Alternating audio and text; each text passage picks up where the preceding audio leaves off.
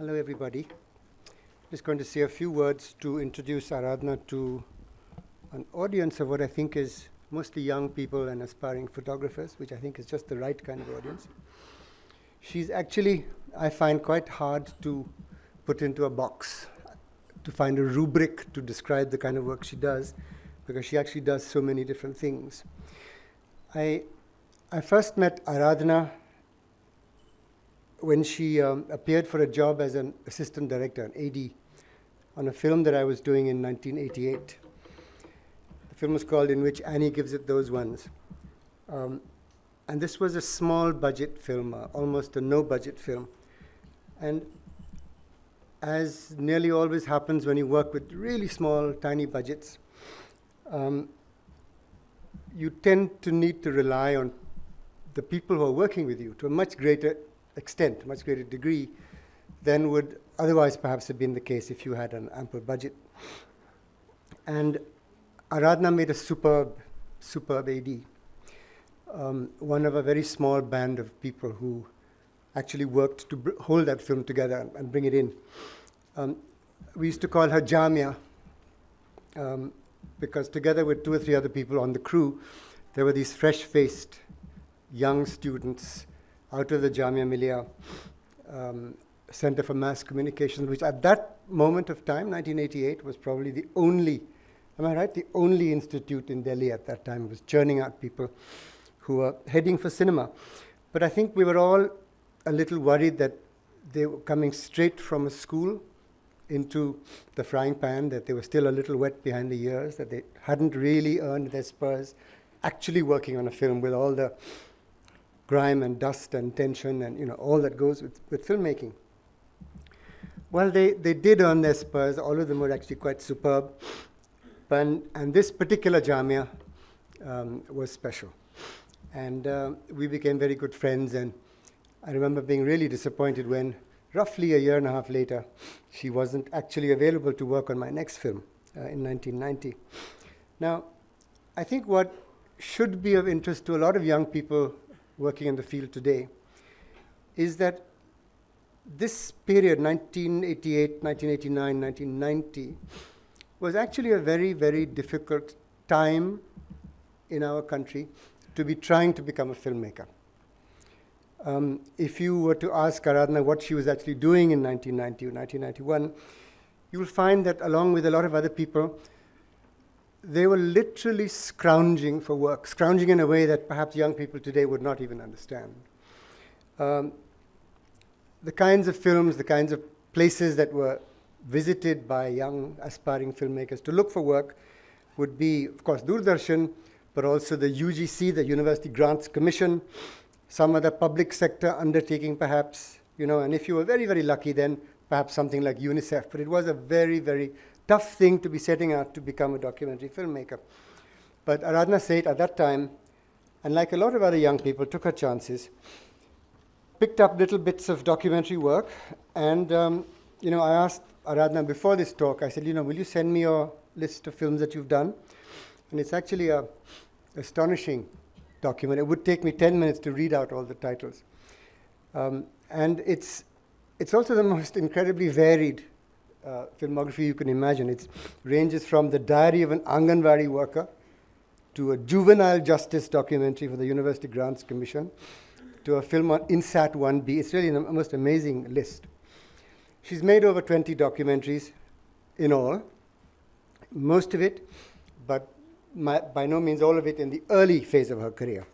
And this was really just the tip of the iceberg in her case. Now, I don't know if Aradhana remembers this, but sometime in the mid-90s, or perhaps a little later, we were discussing her work in film. And without thinking too much about it, certainly it wasn't a premeditated thought. I asked her, have you ever thought of working in the art department of a movie? And perhaps, I'm not sure, but perhaps I just felt that good people weren't beating a path towards the art department, that this was one area, especially in new cinema, that wasn't populated by people in India who made good art directors. And,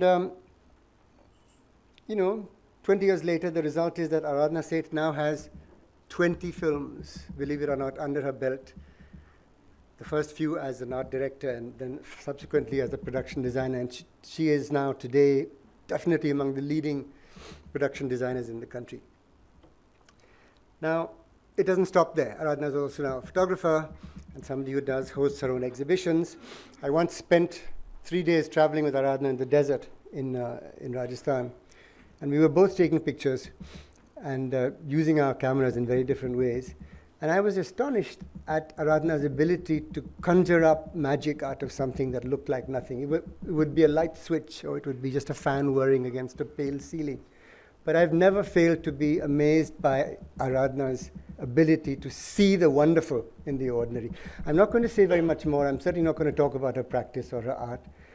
I'm going to give the floor to Aradhana now. But I just think that for young people in this audience who are struggling or aspiring to become photographers, let me just tell you that Aradhana is one of those people who is a shining example of somebody who doesn't hesitate to follow her heart, to do the things that she wants to do. And I just want to assure you all that that's all you need to be doing. It's not a big frightening world out there. The technology has become easier. The competition has become more difficult in some ways. But that's all you need to do. Thank you very much. Aradhana, all yours. Thank you, Delhi Photo Festival, and Pradeep for that. Pradeep already mentioned that I work in multiple worlds, and I wanted to introduce that in the beginning of the talk.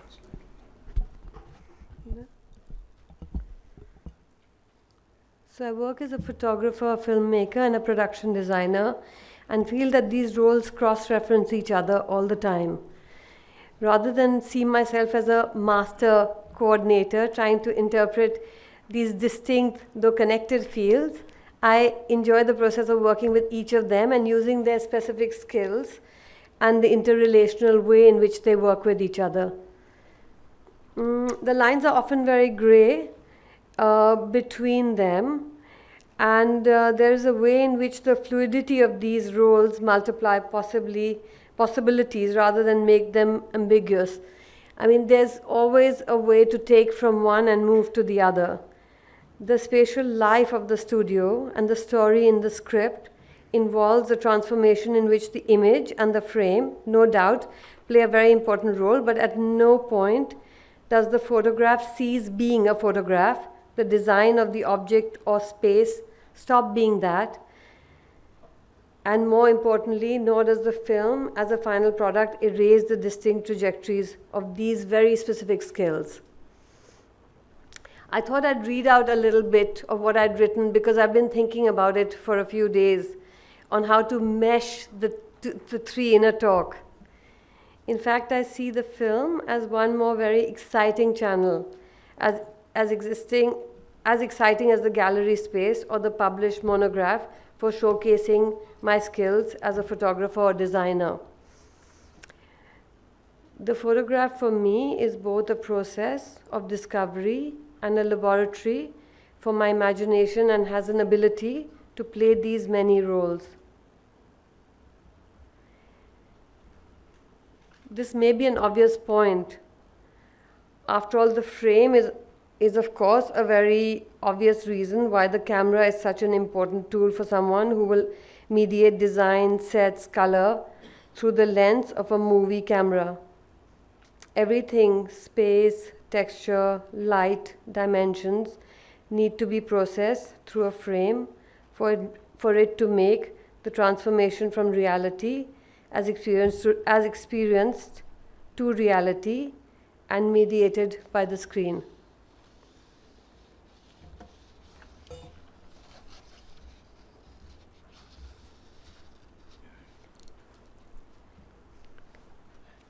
However, the camera is also more than a frame. It is a tool that I use in a very intense way. It's an extension of a doodle, a jotting, a random note. It becomes my archive, a diary, and a fountainhead of day-to-day dreams through which I go back to the studio, set, or locations with more ideas to play with. It is through this process that I find myself re-looking at some of the images as artifacts that have emerged from the same craft of making an image that that any other photographer would play around with. So in a way, I'm working, making images, taking them back, using them for sets, and looking at them and thinking about the work that I want to do, both from the seed of that or other seeds. Simultaneously, I kind of decide on newer projects, or let's put it like this. I do that on one hand, and then I make my own work separately. The creative moment can often be a byproduct that is unplanned, unintentional way through which it emerges. I feel the more roles one takes on, the more one multiplies abilities in different directions. The possibilities of creative moments increase, they do not decrease. There's a strong impulse for us to reduce ourselves into one role. I'm a photographer, a filmmaker, a production designer, an artist, in which we are encouraged to be the masters of that form. On this point, it must be said that even when people are talking about multimedia, the moment of genius is supposed to be showcased in one space. And yet we all know that the creative moment, the actual production of the artifact, the work of art itself, remains unpredictable and arbitrary. This is what makes it creative in the first place. These are basically my jottings and thoughts. So what I'm trying to say is I would like to acknowledge and share the byproducts of a variety of processes that go into the creative moment as being equally valid. I enjoy and have lived this multiplicity in my roles as filmmaker, production designer for movies, as pop-up studio architect. I've used the camera as a tool constantly of my trade, much as I've used it to make photographic work. Sometimes they overlap, sometimes they are totally separate. So keeping these points in mind, I'd like to show you a series of images from one of my film experiences, the Darjeeling Limited, in which the camera has been precisely this, a tool through which many transformations have taken place, from a random observation in place X to its completely unexpected use in place Y. And in this process, I've continued to practice my craft. These are doodles, and these are photographs which I've taken, which are in the diary. So the diary that I use every year has photographs that I've taken in it now. So this is a little jotting that I did one day while I was wandering around, and it appeared much later on the sets of the Darjeeling Limited. And this is where it's going up in a convent, which is far off in Udaipur, to show that it's a kind of, it'll be just in the background, but it was a doodle from one place that is now part of the filming of this set. And similarly this was a doodle, a jotting, and now it was then used, we recreated it on the film set. And similarly, while we were preparing Darjeeling Limited, I saw this cow, and I thought it would be interesting to have cows painted in the marketplace for our frame. And so we did that and this. Similarly, I've been constantly using photography in the photographic frame. So taking other people's works, this is a photographer called Mallory Marder, whose photographs I put into a film we were working on, because often you have to showcase either somebody's home or a gallery or where places they would inhabit, and choose photography that is representative of those characters. There's a photograph right in the background on Born Supremacy, which Dayanita Singh took, which is in that corner. This is on the right-hand corner. There's a photograph of that Jim Welling took, and Kathy Opie. So, in a sense, parallelly, while sort of jotting and making jottings, I was also looking at photography in the frame others, and then later your own, because often due to budget constraints, that's how it began, that you started shooting photographs, traditional portraits, like that little one in the corner on fire, and this one in West is West, we took in-house. So, and they are shots that went into the frame. And then this is a photograph I took, which went into a film set, and this one into another film set.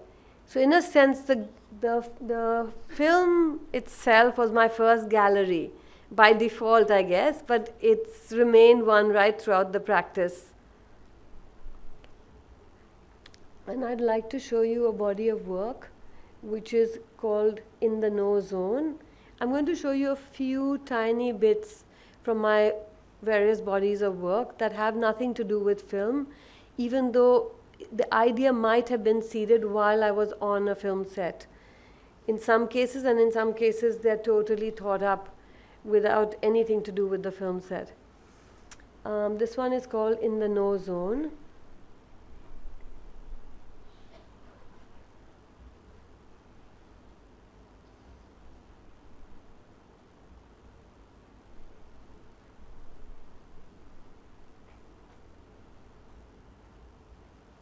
For me, it's always the joy of traveling, but sometimes you see there's a lot of panic around you about it as well.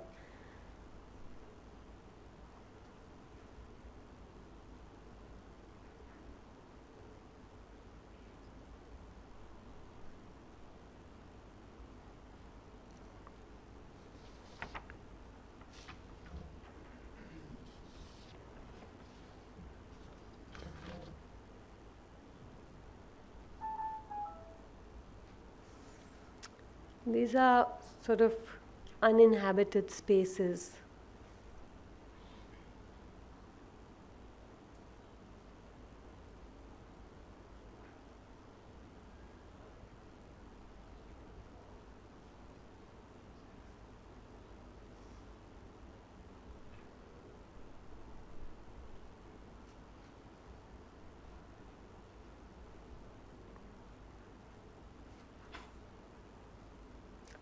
This is actually an image that I remember constantly because it's taken in Goa, and it's of a woman who had left her clothes while she was taken to the old age home where she passed away.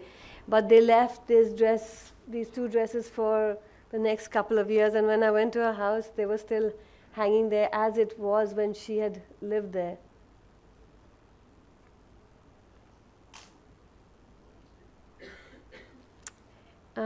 This body, I mean, it's got a working title.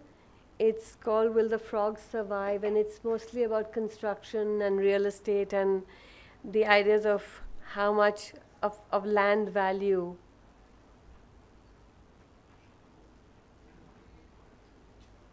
This is a show house.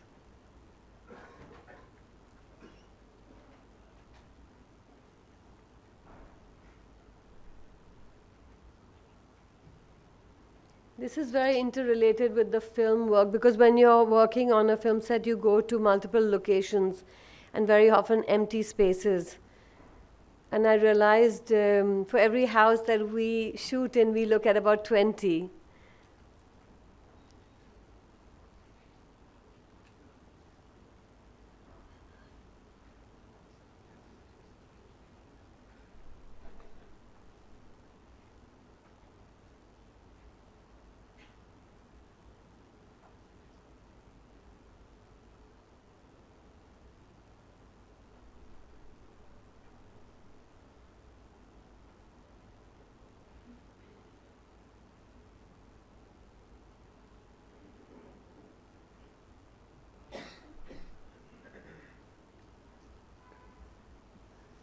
This is a series called Private Spaces.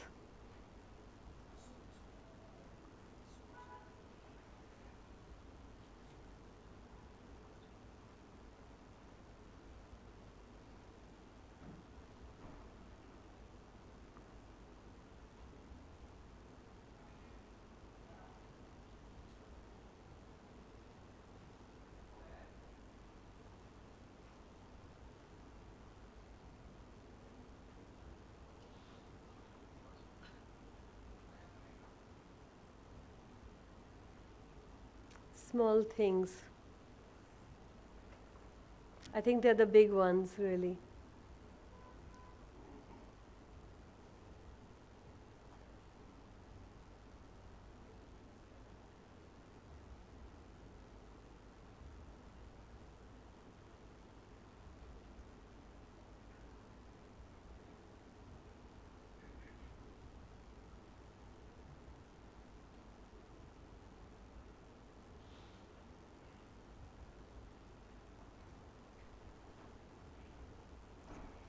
So I've been doing these little visual haikus. So if you had a visual haiku of less than 17 syllables or less, with a couple of photographs, and I'll show you just two, three of them.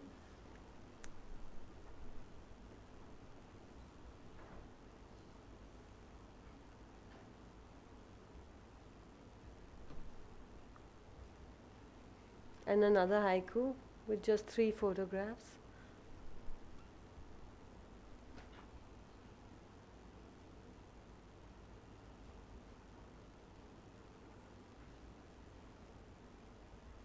And one with just 1 photograph.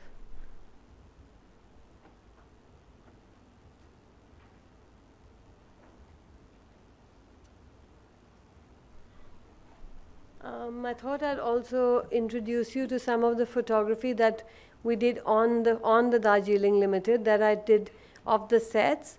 You normally have a still photographer on the film set who photographs the action that takes place on set. But this was my own sub-story as the sets were being constructed and while we were in these spaces. So this is what we always begin with, of course, the canvas, the studio floor, or a location, and we've been through a location in the earlier one. So this is our empty slate. And then you begin the process of shooting. So this is the Darjeeling Limited, and this is the train that we were preparing for the film shoot. And then I'm going to show you a series of the engine and various other parts of the train.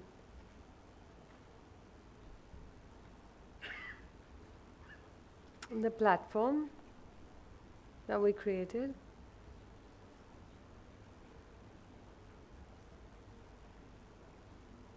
And then it's self-explicit, it's the engine. The dining car.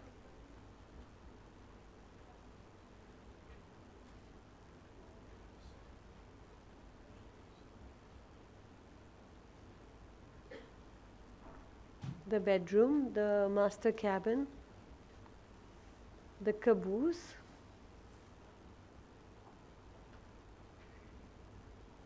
and exterior shots of the train. And I keep going from long shot to close up because as a designer, your eye keeps going to the large frame and then coming to the small frame to see what the cameraman can see, and also to try and put in as much as you can into his frame.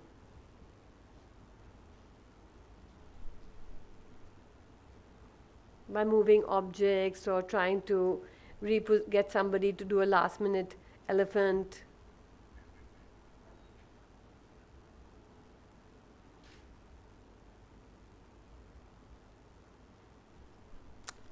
This is also from the Darjeeling Limited. I decided to stay with one film so that we could walk through the process of filmmaking and the process of capturing your own story while the film is being made. So this is when these boys are actually capsizing, and one of them is going to unfortunately get drowned. But we built a huge metal structure underwater, which we placed underwater, of which they would be tied to, onto which they were tied to, and so when they capsized, they wouldn't go that far. And we created a float that they capsized off. But it was mainly, these photographs are mainly to show the kind of what happens in the kind of action scenes on a film set, and also in the danger of it.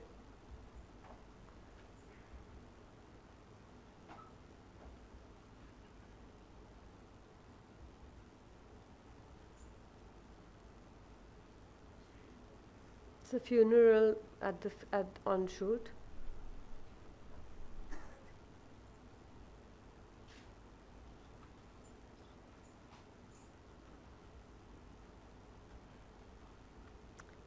This is the convent which we saw right at the start, where we had the cross, where we built this 35-foot cross and photographed it every day while it was being built. And I'll show you that at the end.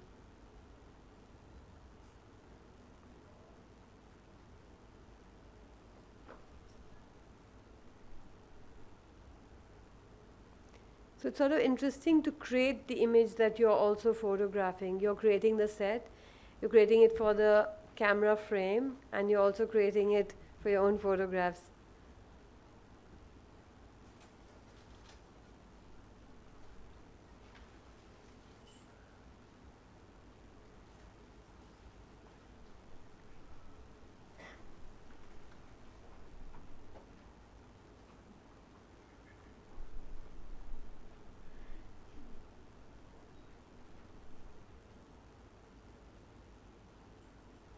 In the bedroom within the convent and the room adjacent to the bedroom.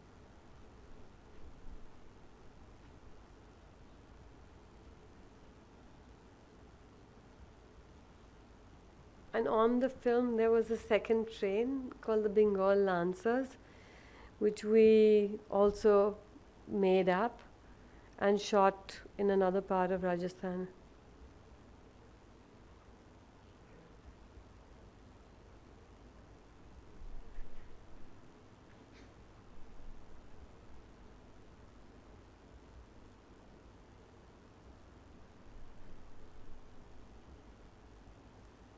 And I'd like to end with the montage shot and also the model, the idea of creating the space that eventually becomes the set. And you can see it here. This is the model in the studio in New York.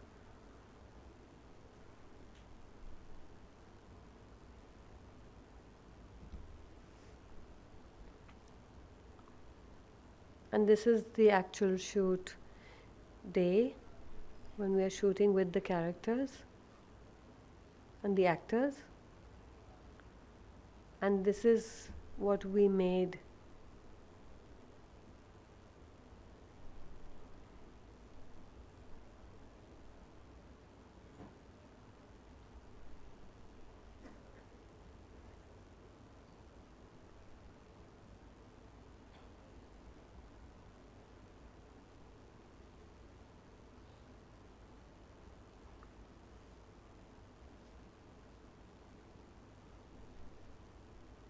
I think we'll end with the tiger.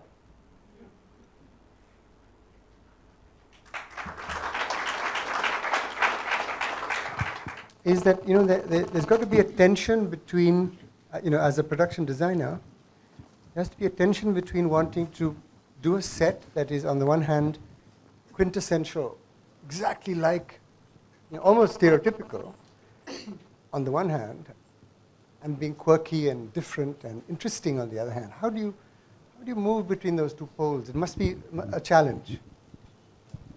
When you first get the script and read it, you make copious notes. In fact, that's the time that you get the most amount of, you get your main inspiration before you even meet the director, preferably, actually, because the director has its own ideas. And this way you take the story and see it through your lens. And then you go in for a meeting, more often than not, with the director and discuss with him or her what their ideas are and what your ideas are.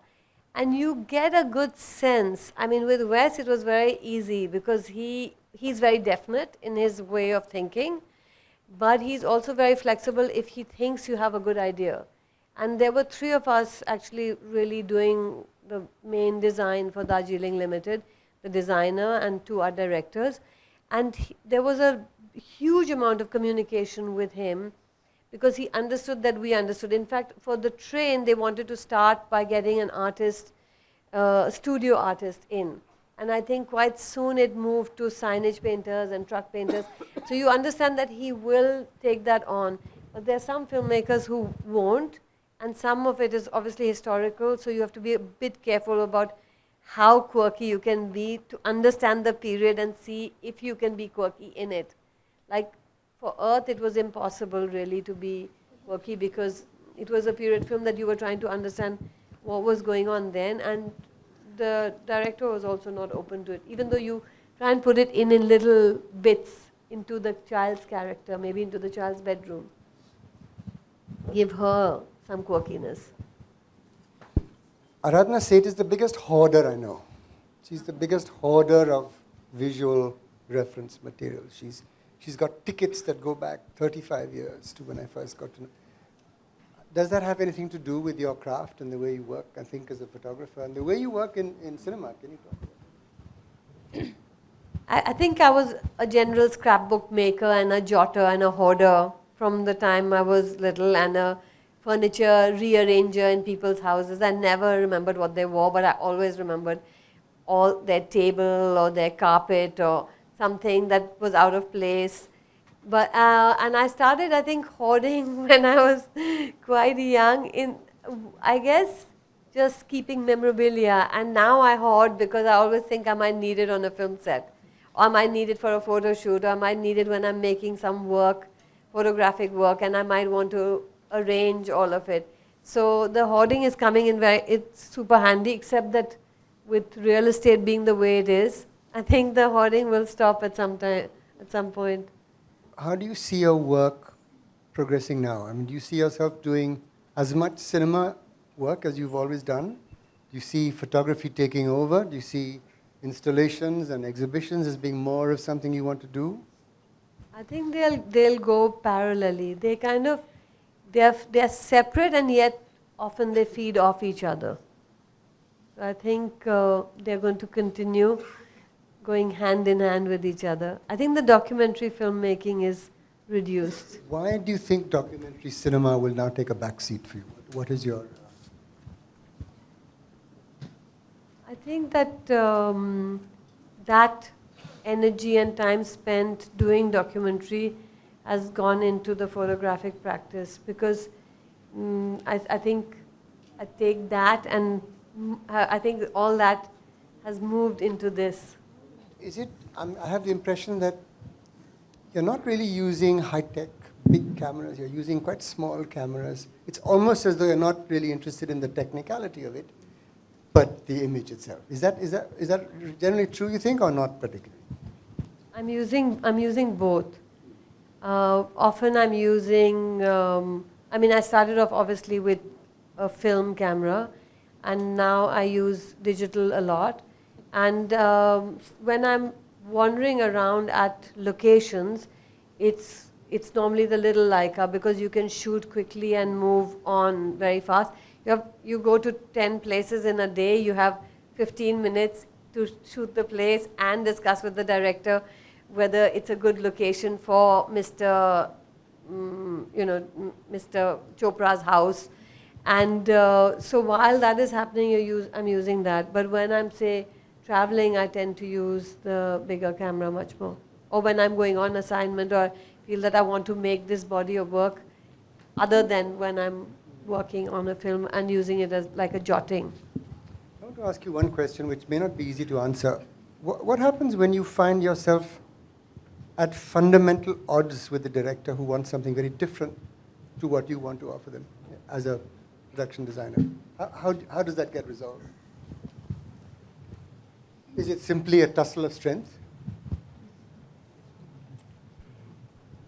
You think about the overall vision, you understand what he wants as an overall vision, and if you feel that his ideas are worth following, then you go with it. And if you don't, then you try to put forward your own ideas. And you also worked with an incredible range of types of films, haven't you? And from out and out Bollywood to stuff that really has nothing to, to art cinema. you want to talk a little bit about the differences and what it's like to work in these very different climates? I mean, does your work change? Does the way you work change with these people? The way you work always remains the same because you go through the process of breaking down a script. But obviously, you have a very large budget on, say, The Born Supremacy or Darjeeling Limited, and you have a tiny budget on a film that's just coming out now called Angry Indian Goddesses. And so you create a lot more material, you self-create a lot more material, and in fact, a lot of photographs and a lot of art material for the smaller films, and you tend to procure a lot of material for the larger films. No, but what when the sensibility is totally different? What if it's out and out Bollywood, for example? If it's embarrassing, you can say pass. I wonder if they. I would like to Yeah. I mean, like Wes Anderson, his storytelling is, I mean, of course the narrative is important, but the way that the narrative is delivered visually as well as like in terms of audio is so important in his films particularly. And like there's so, all of his, like when you're watching a Wes Anderson film. So since I'm using his example since that's what you were showing the most. So do you find like you have to, I mean, since you create the images that you take in the photo, like you said, you create yourself, whatever you're taking, how is it that you do that? I mean, like how much of pushing and pulling is there? And like how do you find that kind of a middle ground where you are also happy with what you create and so is the person that you're creating it for? I think that process happens in the early stages before you come to the set, if you have time. I mean, that's also critical. And you visualize it and you basically put it forward. In the early days, I think, like, during Ray, he did so much himself. Whereas now they, in a way, hire people to do that work. So you go with a whole bunch of ideas to someone as specific as Wes. The other directors are not that specific, but with him, you go to him with a bunch of ideas. And you work your way through what you think he wants to what you think, say, a film which is shot in India can offer, and amalgamate the two. And whereas with many Bombay directors always want to look at a reference, which is a very odd kind of thing for me. I also tell them, I've also said that, because if you're hiring a production designer, you really want them to be able to create something new for you. And Bombay works a lot on this reference-based system. So you see something in a book and you say, I'll have that as a set. You see something else and you'll say, let's amalgamate that. So that process, I mean, I work a lot less in Bombay because I want to create original material and original sets. And so that process is something that you negotiate and design and actually make architectural plans and show all the samples and almost go with a totally designed set and try to offer it up as a fait accompli kind of. And then they might say, yeah, change the green, or no, what about the yellow, or something like that.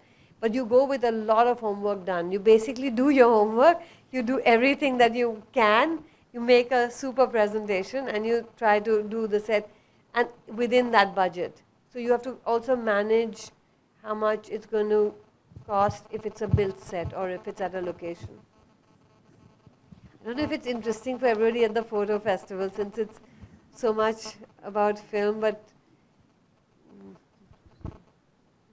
since you're talking about that, it's more of photographers, photography festival here.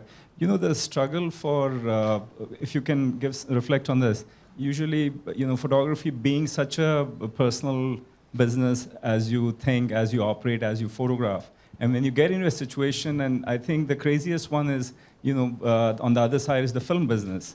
And there you're trying to bring those two together. So there must be certain kind of, struggle at times where you have a certain way how you want to put it, but the larger picture which has to come through, For me, I try very hard to make the set that I want to make, and I find as many ways as I can. But you're right that One is with hundreds and hundreds of people around you, and the other is really a solitary profession.